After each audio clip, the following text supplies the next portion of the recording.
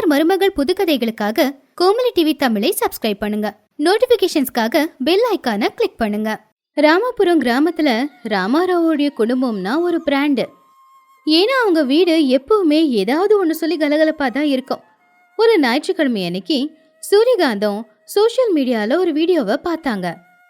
ஸ்ரீசைலம் மலையில ஒரு ரகசிய குகை இருக்கு.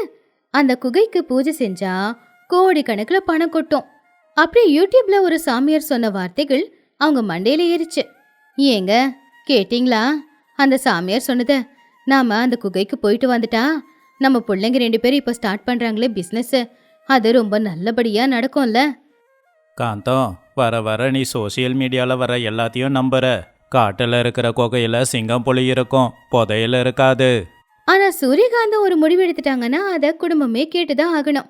அப்படி அடுத்த நாள் காலையில சூரியகாந்தத்துடைய குடும்பத்துல ராமாராவ், சூரியகாந்தம், புள்ளம் மோகன், ராஜேஷ், மருமகளுங்க சாந்தினி, கோமலி எல்லாருமே அந்த குகைக்கு கிளம்புனாங்க. காரை டிரைவ் பண்ணிக்கிட்டு இருந்த ராஜேஷ்க்கு ரூட் தெரியாது.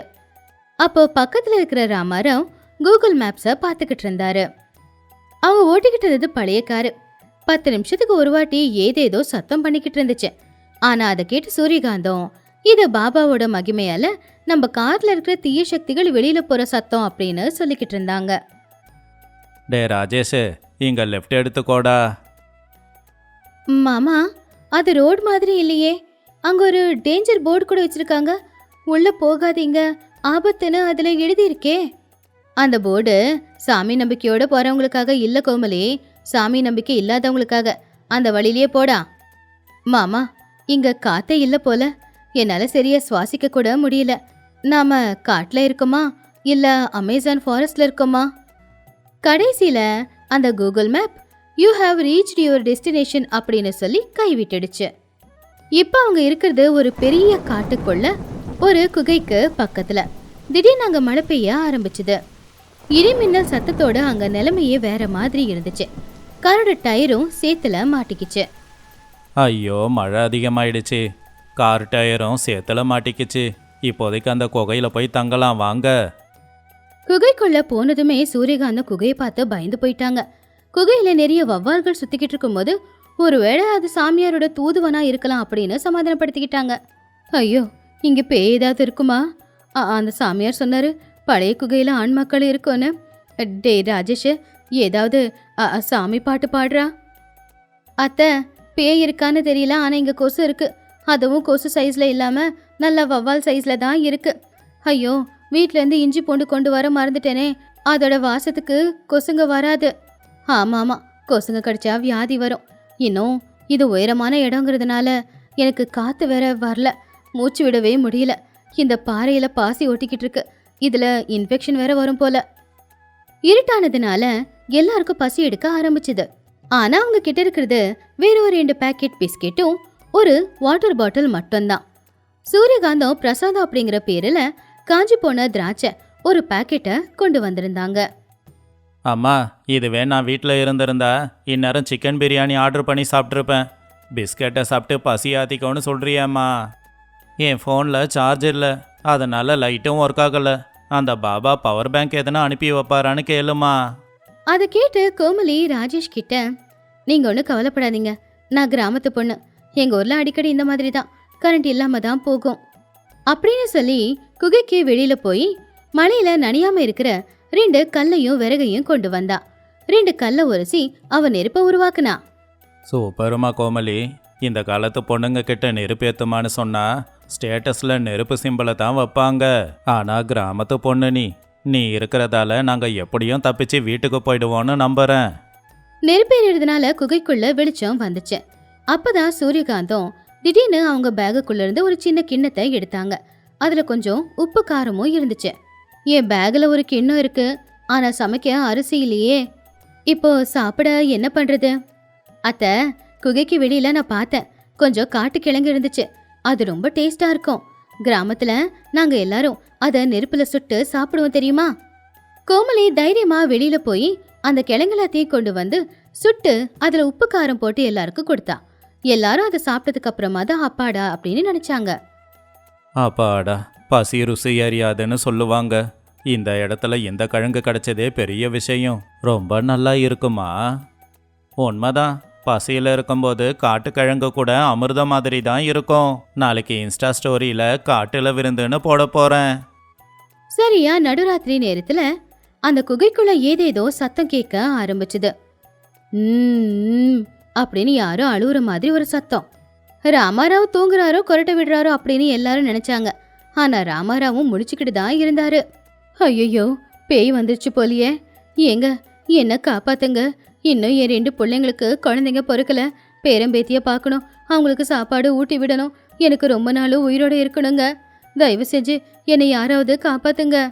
அத்தை, அது பேய் இல்ல. குகைக்குள்ள காத்து வரும்போது எக்கோ கேக்குதுல்ல, அந்த சத்தம்தான். அதுக்கெல்லாம் பயப்படாதீங்க. ஆனா இது பேய் பேசுற மாதிரி தான் இருக்கு கோமலி. ஒருவேளை உண்மையிலேயே அது பேயா இருந்தா அதுக்கும் 2 சுட்ட கிழங்கு கொடுத்துடு. அப்பதான் திடீர்னு ஒரு பெரிய நிழல் மெதுவா குகைக்குள்ள வந்துச்சு. அத பார்த்து எல்லாருமே பயந்து போய் எழுந்துச்சு நின்னுட்டாங்க. சூரியகாந்த ராமாராவ் பின்னாடி ஒளிஞ்சுக்கிட்டாங்க. ராமாராவும் பயந்துட்டாரு. கோமலி தைரியமா என்ன நிழல் இதுன்னு பார்த்தா அங்க குகைக்குள்ள ஒரு மனுஷன் வந்தான். அவன் காட்டுவாசி. பேரு லிங்கையா. உடம்பெல்ல இலையால சுத்தி இருந்துச்சு. கையில ஒரு மூங்கில் கொம்பு இருந்துச்சு. அப்ப கோமலி தைரியமா அவங்க கிட்ட ஏற்கனவே வச்சிருந்த அந்த சுட்ட கிழங்கு 2 அவர்கிட்ட கொடுத்தான். அதை பார்த்து முதல்ல அவர் ஆச்சரியப்பட்டாலும் கோமலியோட சிரிப்பை பார்த்து அமைதியாயிட்டாரு. அந்த காட்டுவாசி அந்த கிழங்க சாப்பிட்டு சிரிச்சு அவங்களுக்கு நன்றியை தெரிவிச்சு செய்கையில ஏதோ சொன்னாரு. அத்தை, அவரு மனுஷன்தான், பேய் இல்ல. இங்க உள்ள தேன் கூட இருக்காமா. மழை வர நேரத்துல இந்த குகைக்குள்ள இருக்கிறது ரொம்ப ஆபத்து. இந்த குகைக்குள்ள சின்னதா ஒரு அறை இருக்குன்னு சொல்றாரு. தேனு அப்படின்னு சொன்னதும் சூரியகாந்தத்துடைய பயம் போய் பிசினஸ் யோசனை வந்துச்சு. ஆமாடி கோமலி, அந்த தேனை பட்டணத்துல கொண்டு போய் சூரியகாந்தம் ஃபாரஸ்ட் அணின்னு வித்தோம்னா அப்ப அந்த சாமியார் சொன்ன மாதிரி நாம கோடிக்கணக்கில் பணம் சம்பாதிக்கலாமா? அடுத்த நாள் காலையில வெளிச்சம் வரும்போது மழை நின்னுச்சு. லிங்கையா அந்த குகைக்குள்ள ஒரு இடத்துக்கு அவங்கள கூட்டிக்கிட்டு போனா. அங்க தரையில மினுமின்னு மினுக்கிற கலர்ஃபுல்லான கல்லுங்க இருந்துச்சு.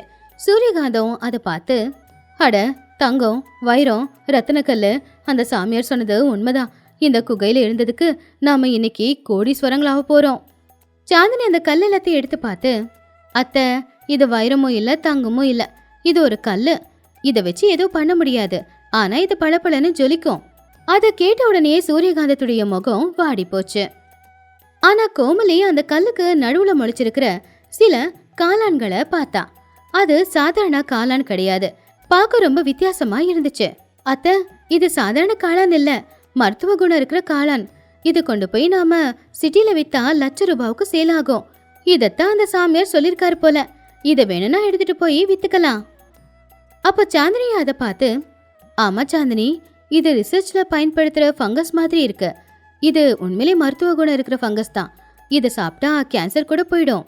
லிங்கையாவோட உதவியால அந்த காட்டுல கிடைக்கிற நிறைய மருத்துவ குணங்கள் இருக்கிற மூலிகைய எல்லாரும் போய் எடுத்துக்கிட்டாங்க. கோமலிக்கு காட்டை பத்தி இருக்கிற அறிவை பார்த்து லிங்கையாவே ஆச்சரியப்பட்டான். சேத்துல மாட்டிக்கிட்ட கார் டயரை லிங்கையா கஷ்டப்பட்டு வெளியெடுத்ததுனால அவங்க எல்லாரும் கார்ல ஊருக்கு கிளம்பிட்டாங்க. ஊருக்கு வந்ததுல இருந்து சூரியகாந்தம் முழுசா மாறிட்டாங்க. நாங்க குகையில சிங்கத்தோட போராடினோம். அது மட்டும் இல்ல, பேய்ங்க கூட சேர்ந்து நாங்க கபடி ஆடினோம். அப்புறம் அங்க இருக்கிற காட்டுவாசிகளுக்கெல்லாம் ஒரு பாடத்தை கத்து கொடுத்துட்டு வந்தோம் அப்படின்னு இல்லாத பொல்லாத பில்டப்ப கொடுத்தாங்க. காந்தம், நீ சொன்ன விஷயம் எதையுமே ஊர் ஜனங்க நம்பல. நீ போய் தான் சொல்ற அப்படின்னு எல்லாருக்குமே தெரிஞ்சிருக்கு. தெரிஞ்சா தெரியட்டும். நம்ம கோமலி கொண்டு வந்திருக்கிற அந்த காளானால நமக்கு லட்சக்கணக்கில் பணம் வந்தா அதுவே போதும். எப்படியோ அந்த சாமியாருடைய வீடியோவால நமக்கு அதிர்ஷ்டம் தான் கிடைச்சிருக்கு. கடைசியில அந்த குடும்பம் எல்லாருமா சேர்ந்து கோமலி பேரில் ஒரு மூலிகை மருந்து கடையை ஆரம்பிச்சாங்க. அந்த காளானை காய வச்சு அரைச்சி பொடியாக்கி அது மூலமா அவங்க நிறைய லாபத்தையும் சம்பாதிச்சாங்க. கம்பெனி லோகோல அந்த குகையவே போட்டோ எடுத்து போட்டா கோமலி. லிங்கையாவையும் அவங்க வியாபாரத்துல பார்ட்னரா சேர்த்து அவனுக்கு கூட அமௌண்ட் கொடுக்க ஆரம்பிச்சான் கோமலி. கோமலி, அன்னைக்கு குகைக்கு போனப்போ நான் ரொம்ப பயந்தேன். ஆனா அந்த நாளை வாழ்க்கையிலேயே மறக்க முடியாதுல்ல. ஆனா அந்த இடத்துல அன்னைக்கு நீ மட்டும் இல்லைன்னா நாங்க திரும்ப வந்திருக்க முடியாது போல. இதுல என்னங்க இருக்கு? நாம எல்லாரும் அந்த இடத்துல ஒன்னா ஒற்றுமையா இருந்தோம். ஒற்றுமையா இருக்கும்போது குகையோ கூடும் எதுல இருந்தாலும் நாம கஷ்டத்துல இருந்து தப்பிச்சிடலாம். ஆமா ஆமா, ஆனா இன்னொரு தடவை யூடியூப்ல எந்த சாமியார் வீடியோவும் பார்த்து எங்கேயும் போக மாட்டேன். கூகுள் மேப்பை நம்ப மாட்டேன். என் வீட்டுல புத்திசாலி மருமக இருப்பா, அவ்வளவுதான் நம்புவேன். அதை கேட்ட எல்லாருமே சிரிச்சாங்க. அப்படி கோமலி அவளுடைய அறிவால குகையில மாட்டிக்கிட்டு அவளுடைய குடும்பத்தை பத்திரமா வெளியில கூட்டிட்டு வந்தது மட்டும் இல்லாம குடும்பத்துக்காக ஒரு புது வியாபாரத்தையும் ஆரம்பிச்சா. இது இன்னைக்கான கதை. இன்னொரு நல்ல கதையோட உங்க எல்லாரையும் சந்திக்கிறேன். நன்றி. ராமபுரத்துல அன்னைக்கு காலையில 6 மணி ஆனாலும் கூட சூரியன் இன்னும் ஆகாயத்துல தெரியவே இல்ல. ஊரே ஒரே பனிமூட்டமா தான் இருந்துச்சு. சூரியகாந்தம் வீட்டு வாசல்ல நின்னுக்கிட்டு போர்வையால 2 கையையும் போத்திக்கிட்டு இருந்தாங்க. பக்கத்துல ராமாராவ் மங்கி கேப்ப போட்டுக்கிட்டு குளிர்ல நடுங்கிக்கிட்டே இருந்தாரு. ஏங்க, என்னங்க குளிர் இவ்வளவு அதிகமா இருக்கு? இந்த குளிர்ல நாமளே ஐஸ் கட்டி ஆற மாதிரி இருக்கோம். இப்ப இந்த குளிர்ல மார்க்கெட்டுக்கு போகணுமா? போகலனா எப்படி காந்தம்? தோட்டத்துல கத்திரிக்காவும் தக்காளியும் பெருசாயிடுச்சு. அதை உடனே பறிச்சு மார்க்கெட்டுக்கு கொண்டு போய் வித்தாகணும். ஆனா இந்த குளிர்ல யாரு வந்து வாங்குவாங்கன்னு தான் தெரியல. அப்பதான் தூக்கத்திலிருந்து எழுந்திருச்சு ராஜேஷ் கோமலி 2 பேரும் வெளியில வந்தாங்க. ராஜேஷ் ஸ்வெட்டர் போட்டுக்கிட்டு இருந்தான். அதே மாதிரி கோமலியும் சால்வை போத்திக்கிட்டு இருந்தா. குட் மார்னிங்மா. இன்னைக்கு மார்க்கெட்டுக்கு போய் தான் ஆகணுமா? என்னால் முடியல. வண்டி ஓட்ட முடியுமானே தெரியல. அதுக்குன்னு லீவ் போட்டுட்டா விளைஞ்ச காய்கறியை யார் சாப்பிட்றது? நீயா? 3 நாள்ல முத்தி போற காயிடாத. வா வா, போய் தோட்டத்துல பறிக்கலாம். அத்தை, இந்த குளிர்ல போய் காய்கறி பறிச்சாகணுமா? கையெல்லாம் ஐஸ் கட்டியா ஆயிடும். ஒரு கிளவுஸ் இருந்தாலாவது பரவாயில்ல. கிளவுஸ் எதுக்கு? அதான் பழைய சாக்ஸ் இருக்குல்ல, அதை கையில போட்டுக்கோங்க. செலவாவது மிச்சமாகட்டும். எல்லாருமே விருப்பம் இல்லாம தோட்டத்துக்கு கிளம்புனாங்க. கொஞ்ச நேரத்துல எல்லாரும் தோட்டத்துக்கு வந்து சேர்ந்துட்டாங்க. பனித்துளி எல்லாமே காய்கறி மேல அழகா விழுந்திருந்துச்சு. பாக்குறதுக்கு என்னமோ அழகா தான் இருந்துச்சு. ஆனா பறிக்க நினைச்சாதான் உசுரே போற மாதிரி இருந்துச்சு. அம்மா, இது கத்திரிக்காய் இல்லம்மா, ஐஸ் கியூபு. என் கையால இதை பிடிக்க முடியல. அத்தை, இந்த தக்காளியை பாத்தீங்களா? இது புளிஞ்சா ஜூஸ் வராது போல, ஐஸ் கியூப் தான் விழும். அப்படி இருக்கு இதெல்லாம். வாயை மூடிக்கிட்டு சீக்கிரமா பறிச்சிங்கன்னா சீக்கிரமா சந்தைக்கு போகலாம். அங்க வேணும்னா கொஞ்சம் குளிர் காஞ்சிக்கிட்ட விற்கலாம். 4 பேருமே கஷ்டப்பட்டு 4 கூட காய்கறியை பறிச்சாங்க. தக்காளி, கத்திரிக்காய், பச்சை மிளகா இப்படி எல்லாத்தையும் பறிச்சு வண்டியில வச்சுக்கிட்டு சந்தைக்கு கிளம்புனாங்க. சூரியகாந்தம் வண்டியில உட்காந்துருந்தாங்க. ராஜேஷும் ராமாராவும் வண்டியை தள்ளிக்கிட்டு மார்க்கெட்டுக்கு வந்தாங்க. மார்க்கெட்டில் ஜனங்க ஒன்றும் அந்த அளவுக்கு இருக்கல. குளிருக்கு பயந்தே யாரும் வெளியில வரல. வந்தவங்க கூட ஸ்வெட்டர்லாம் போட்டுக்கிட்டு கை கூட வெளியே தெரியாத அளவுக்கு பாக்கெட்ல போட்டிருந்தாங்க. சூரியகாந்தம் அவங்க கடைக்கு முன்னாடி காய்கறி எல்லாத்தையும் வச்சு சத்தமா கத்த ஆரம்பிச்சாங்க. வாங்கம்மா வாங்க, குளிர்காலத்துல நல்லா ஃப்ரெஷ்ஷா இருக்கிற காய்கறிங்க, ஃப்ரெஷ்ஷான தக்காளி, கத்திரிக்காய், பச்சை மிளகா, வாங்கம்மா வாங்க. ஆனா யாரும் அங்க நிக்கல. எல்லாரும் டீ குடிக்கிறதுக்காக டீ கடையை நோக்கி போய்கிட்டு இருந்தாங்க. காந்தம், நாம கத்திக்கிட்டு தான் இருக்கோம், ஆனா யாரும் வர மாட்டேங்கிறாங்க. எல்லாரும் டீ கடை, பஜ்ஜி கடைன்னு ஓடுறாங்க. அங்கே தானே எல்லாம் சுட சுட இருக்கும். ஆமாம்மா, இந்த குளிர்ல யாரு வந்து காய்கறி வாங்க போறாங்க? சூடா எதனா சாப்பிட தான் தோணும். அத்தை, என்கிட்ட ஒரு ஐடியா இருக்கு. என்ன, இந்த தடவை வீணா போன ஐடியாவா? இல்ல அத்தை, இப்ப குளிர் தானே பிரச்சனை. ஜனங்க நம்ம கிட்ட காய்கறி வாங்க வரும்போது அவங்களுக்கு நாம அனலை ஃப்ரீயா கொடுப்போம். அனலை கொடுக்க போறோமா? ஏன் காய்கறியை வேக வச்சு கொடுக்க போறோமா? இல்ல இல்ல, இது வேற ஐடியா. நாம இங்க குளிருக்கு கொஞ்சம் நெருப்பு மூட்டி வைக்கலாம். காய்கறி வாங்க வரவங்க கொஞ்சம் குளிர் காஞ்சிக்கிட்டு போகலாம் இல்லையா? வெஜிடபிள் வாங்கினா ஹீட் ஃப்ரீ அப்படின்னு ஒரு போர்டையும் போடலாம். அடடே கோமலி, ஐடியா நல்லா தான் இருக்கு. அந்த அனலுக்காவது யாராவது வராங்களான்னு பார்ப்போம். சரி சரி. டே ராஜேஷ், போய் கொஞ்சம் விறகு, பழைய பேப்பர் இருந்தா கொண்டு வாடா. ராஜேஷ் மார்க்கெட்ல விழுந்திருக்கிற பலகை, விறகு, அட்டை பொட்டி எல்லாத்தையும் கொண்டு வந்து நெருப்பை மூட்டினான். நெருப்பு எரிய ஆரம்பிச்சுது. அந்த நெருப்பை பார்த்து அந்த மார்க்கெட்ல இருக்கிற 4-5 பேரு குளிர் காயறதுக்காகவே அங்க வந்து நின்னுக்கிட்டு இருந்தாங்க. ஆஹா, எவ்வளோ சூடா இருக்கு. ஏமா, கொஞ்ச நேரம் நாங்க இங்க உட்காரலாமா? உக்காரலாப்பா, ஆனா சும்மா உட்காரக்கூடாது. 1/2 கிலோ தக்காளியாவது நீங்க வாங்கிட்டு போகணும். அப்பதான் இங்க உட்கார பெர்மிஷன் கொடுப்போம். அதனால என்ன, குளிர் தாங்க முடியலையே, 1 கிலோ தக்காளி கொடுங்க. அப்படி காசு கொடுத்து குளிர் காஞ்சிக்கிட்டு இருந்தான் அந்த ஆளு. அப்படி குளிர் காயறதுக்காகவே நிறைய பேர் அந்த கடைக்கிட்ட வந்தாங்க. ஒருத்தங்க தக்காளி வாங்கினா ஒருத்தங்க கத்திரிக்காய் வாங்கி குளிர் காஞ்சிக்கிட்டே இருந்தாங்க. இப்படி சூரியகாந்தத்தோட வியாபாரம் நல்லபடியாவே நடந்துச்சு. ஆமா, கோமலி ஐடியா சூப்பர் இல்ல? காய்கறி நல்லா விக்குது. ஆமாடா, ஒருத்தவங்களோட வீக்னஸை நாம பணமா மாத்திக்க முயற்சி பண்ணணும். கோமலி, நெருப்ப நல்லா எரியவை. அப்பதான் பக்கத்து வீட்டு சாந்தம்மா அங்க வந்தாங்க. அவங்க கையில பையும் இல்ல, கையில பணமும் இல்ல, வெறும் குளிர் காயறதுக்காக தான் அங்க வந்திருந்தாங்க. என்ன காந்தம், நல்லாதான் ஐடியா பண்ணிருக்க. நானும் கொஞ்ச நேரம் குளிர் காஞ்சிக்கவா? இந்த குளிர் என்னால தாங்கவே முடியல. அது எப்படி சாந்தம்மா, நோ என்ட்ரி போர்டு பார்க்கலையா? இங்க காசு கொடுத்தாதான் என்ட்ரி. காய்கறி வாங்குறியா? என்ன காத்தோம், பக்கத்து வீட்டுக்காரிக்கு கிட்ட கூட வியாபாரம் பேசுற. சரி, ஒரு 1/4 கிலோ பச்சை மிளகா கொடு. 1/4 கிலோ வாங்கினா நெருப்புக்கிட்ட போய் நிக்கலாம், ஆனா உட்காராலாம் முடியாது. நீ என்னைக்கும் மாற போறதில்ல. சரி கொடு அப்படின்னு சாந்தம்மா போய் கொஞ்சம் இடுக்கல நின்று குளிர் காஞ்சிக்கிட்டு இருந்தாங்க. காய்கறி பாதி வித்து தீர்ந்துருச்சு. ஆனா இன்னும் கொஞ்சம் மிச்சம் இருந்துச்சு. அது என்ன பண்றதுன்னு யோசிச்சாங்க. அதிகமா மிச்சம் இருந்தது சொரக்காதான்.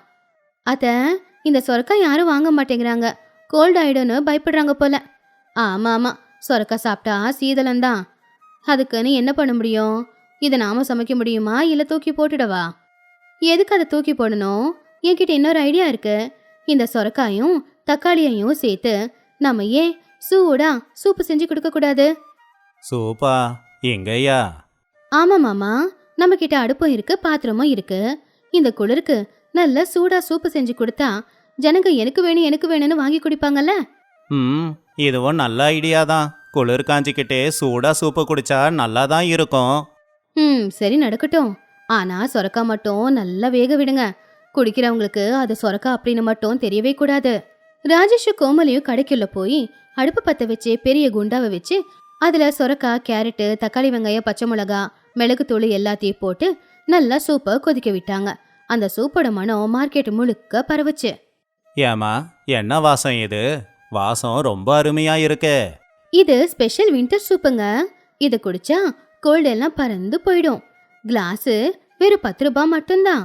10 ரூபாய்க்கு சூப்புன்னு சொன்ன உடனே ஜனங்க எல்லாருமே எனக்கு வேணும் எனக்கு வேணும்னு சூப்பை வாங்கி குடிச்சிட்டு, ஆஹா சூப்பு டேஸ்ட் அருமையா இருக்கு அப்படின்னு பாராட்டினாங்க. காந்தம், எனக்கு ஒரு கிளாஸ் சூப்பு கூட. பணம் வீட்டுக்கு வந்ததுக்கு அப்புறமா கொடுக்குறேன். கடம் வியாபாரத்துல கிடையாது. சூப்பு இல்லை ஒன்றும் இல்லை, சும்மா குளிர் காஞ்சிட்டு போ. சில்லறை இல்லையே காந்தம், 2000 ரூபாய் நோட்டு மட்டும்தான் இருக்கு. பரவாயில்ல ஆண்டி, கூகுள் பே பண்ணுங்க. ஸ்கேன் எங்க இருக்கு? அதுக்கு நான் ஃபோனை எடுத்துட்டு வரலையேப்பா. சரி பரவாயில்ல, நாளைக்கு குடிக்கிறேன். ஆனா அந்த சூப்பை எப்படி பண்றீங்கன்னு சொல்லுங்களேன், நானாவது போய் செஞ்சு குடிக்கிறேன். அது சீக்ரெட் ரெசிபி சொல்லக்கூடாது. அவங்க வியாபாரம் மட்டும் நல்லபடியாவே நடந்துச்சு. சூப்பு தீந்துருச்சு, காய்கறியும் தீந்து போச்சு. ஆனா கொஞ்சம் பச்சை மிளகா மட்டும்தான் இருந்துச்சு. அப்பாடா, வியாபாரம் நல்லபடியா நடந்துருச்சு. ஆனா என்ன, கொஞ்சம் மிளகா மட்டும் நின்னு போச்சு. பரவாயில்ல காந்தம், அந்த வீட்டுக்கு எடுத்துட்டு போலாம். இன்னொரு பக்கம் நெருப்பு அணிற நேரத்துல சாந்தம்மா தெரியாம அவ கையில வச்சிருந்த பச்சை மிளகாவை நெருப்புல போட்டுட்டா. ஐயோ, பச்சை மிளகா நெருப்புல விழுந்துருச்சே அப்படின்னு வாய் திறந்து சொன்னாங்களே இல்லையோ, அந்த பச்சை மிளகா நெருப்புல விழுந்து அந்த காட்டெல்லாம் பரவி ஐயோ காரம் காரம் புகை புகைன்னு எல்லாருமே கத்த ஆரம்பிச்சிட்டாங்க. அடியே வீணா போனவல, நெருப்புல பச்சை மிளகாவை போட்டு எங்க எல்லாரையும் கொல்ல பாக்குறியா? ஐயோ, கண்ணு எரியுதே, மூச்சு விட முடியலையே. மார்க்கெட்ல இருக்கிற ஜனங்க எல்லாமே அந்த காட்டை தாங்க முடியாம ஐயோ அப்படின்னு ஓட ஆரம்பிச்சிட்டாங்க. ஏதோ பாம்பு வெடிச்ச மாதிரி தான் அந்த இடமே மாறிடுச்சு. ஐயோ, என் பச்சை மிளகா, என் காசு வீணா போச்சு. வீணா போனவளே, பச்சை மிளகாவை நெருப்புல போட்டு எல்லாரையும் கொல்ல பாக்குறேன். வாங்கடா, எல்லாரும் வீட்டுக்கு ஓடிடலாம். சூரியகாந்தம், ராமாராவ், கோமலி, ராஜேஷ் அவங்க காலி வண்டியையும் காலி கூடையையும் எடுத்துக்கிட்டு ஐயோ காரம்னு வீட்டுக்கு ஓடியே போயிட்டாங்க. ஆனா சாந்தம்மா மட்டும் அந்த நெருப்புல மாட்டிக்கிட்டு ஐயோ அப்படின்னு கத்த ஆரம்பிச்சாங்க. எல்லாரும் வீட்டுக்கு வந்ததும் முகத்தை கழுவிக்கிட்டு தண்ணியை குடிச்சிட்டு வந்து உக்காந்தாங்க. ஆனா அந்த புகையோட தாக்கம் மட்டும் இன்னும் போகல. எல்லார் கண்ணும் செவந்து போயிருந்துச்சு. என்னமோ இந்த நாள் குளிர்ல ஆரம்பிச்சு கடைசியில காரத்துல போய் தான் முடிஞ்சது. எது எப்படியோ காய்கறி எல்லாம் வித்து தீந்துருச்சு. அந்த சூப் ஐடியாவால எக்ஸ்ட்ரா லாபமும் கிடைச்சது. கோமலி, உண்மையிலேயே உனக்கு பெரிய அறிவுதான். தேங்க்ஸ் அத்தை. ஆனா இந்த சாந்தம்மா மட்டும் பச்சை மிளகாவை நெருப்புல போடாம இருந்திருக்கணும். எனக்கு என்னமோ அவங்க வேணும் வேணும்னு போட்ட மாதிரி இருக்கு. எப்படியோ நாளைக்கு சாந்தம்மாவால பேச முடியாது, நாம நிம்மதியா இருக்கலாம். அவங்க பேசலனா ஊரே நிம்மதியா தான் இருக்கும். அப்பதான் வீட்டு வாசல்ல யாரோ இருமுற மாதிரி சத்தம் கேட்டுச்சு. கதவை திறந்து பார்த்தா அது சாந்தம்மா. காந்தம், அடியே காந்தம், என் தொண்டையெல்லாம் எரியுது, குடிக்க ஏதாவது சில்லுன்னு கூட. சில்லுன்னு வேணுமா? ஃப்ரிட்ஜில் ஐஸ் கியூப் இருக்கு, கொண்டு வந்து கொடுக்கவா? ஐயோ அத்தை, அவங்க நிலைமைய பார்த்தா பாவமா இருக்குல்ல. அதான் சூப்பு கொஞ்சம் மிச்சம் இருக்குல்ல, அதே கொடுத்துடலாம். என்ன வேணுனாலும் பண்ணு, ஆனா சூப்புக்கு பணத்தை மட்டும் வாங்கிடுன்னா. கோமலி மிச்சம் இருக்கிற சூப்பை சாந்தம்மாவுக்கு குடிக்க கொடுத்தா. அதை குடிச்சதுக்கு அப்புறம் தான் சாந்தம்மாவுக்கு எரிச்சல் கொஞ்சம் அடங்குச்சு. அப்பாடா, இப்பதான் கொஞ்சம் பரவாயில்லன்னு இருக்கு. அதெல்லாம் இருக்கட்டும், இந்த சூப்புல என்ன போட்டீங்க? அதெல்லாம் ரகசியம். முதல்ல குடிச்ச சூப்புக்கு காசை கொடுத்துட்டு கிளம்பு. என்கிட்ட பணம் இல்லை காந்தம், நாளைக்கு கொடுக்குறேன். நாளைக்கு மார்க்கெட்டுக்கு வா, அங்க மறுபடியும் நெருப்பு முட்டுறோம், அப்ப காசு கொடு.